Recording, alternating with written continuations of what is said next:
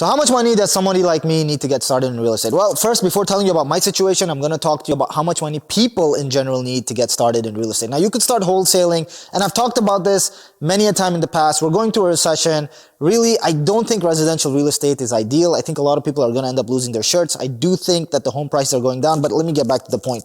If you're wholesaling, flipping deals, you really don't need that much money because you're basically putting a deal under contract in hopes that you're going to find an investor or a buyer to pay you a little more money for that deal. So you don't really need too much money when you're wholesaling.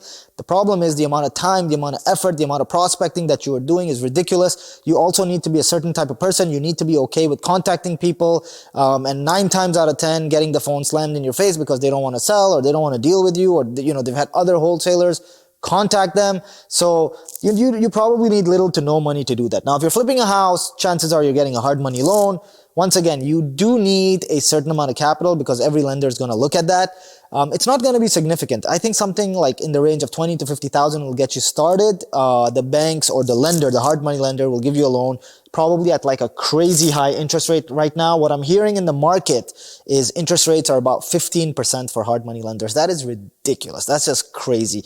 And then you have to flip the house, meaning you have to make some money, which I don't think realistically is going to happen. So now, how much money do you need to get started in FlexSpace, which is what I do, make 7 to 8 figures in every single deal that I invest in? I think realistically, you have to look at it a certain way, right?